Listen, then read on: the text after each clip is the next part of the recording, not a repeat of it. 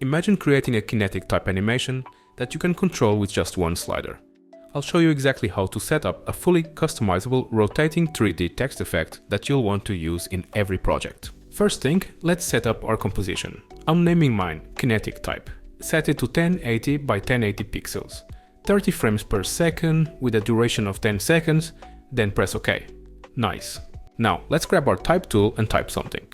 I'll go with hello, but feel free to write whatever you like. Adjust the font size to make it nice and bold. So let's continue. Let's give our text a bit of style. With the text layer selected, go to Effects, Distort and select Transform. Now set the skew value to 20. That's all we need here. A simple touch to add some character. Now let's organize by pre-composing the text layer. Select the layer, right-click and choose Pre-compose. Name it something like Text Animation and check Move All Attributes into the new composition and hit OK. Nice. Now with our new comp selected, go to Effects, then Perspective and select CC Cylinder. This effect will give our flat text some 3D depth. Now let's go back to Effects, select Generate and choose Fill to add a solid color. This removes the shading and gives us a clean, flat color. Next, let's add some depth by creating an inside and outside layer for the cylinder. So for that, set the cylinder render settings to outside. Now duplicate the pre-comp layer and set this new layer's renderer to inside.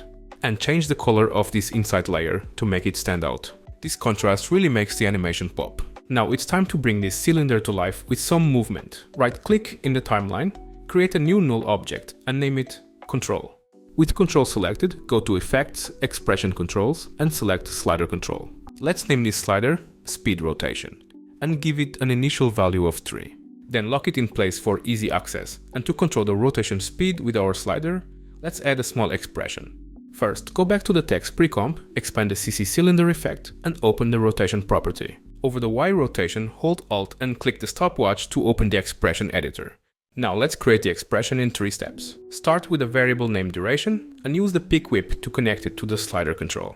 And don't forget the semicolon. Next, create a new variable, name it degreesPerSecond and set it to 360 divided by duration. This will control the rotation speed. Finally, enter time multiplied by degreesPerSecond. This keeps the rotation smooth and linked to our slider. Now, copy this expression from the Y rotation on the outside layer and paste it onto the Y rotation of the inside layer. Both layers will now rotate together, controlled by the same slider.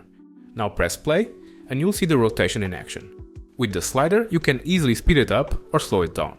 Super smooth. Now, there's one small issue. The inside text is facing the wrong way, so we're seeing the back of it. While this might be an interesting look, it's not very readable. So let's flip it so it reads correctly.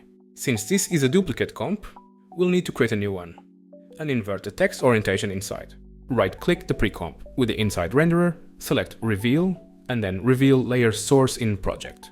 In the Project panel, press Ctrl or Command +D to duplicate it. Now go back to the timeline.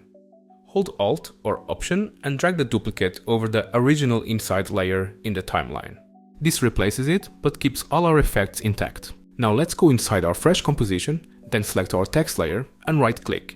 Go to Transform and select Flip Horizontal. Cool! Now let's head back to the main composition, press play and see it in action. Pretty cool, right? And the best part, it's all controlled by that one slider. Don't forget to try out different text colors and styles to make your animation stand out. And that's all there is to it. This visual is super easy and really fun to create.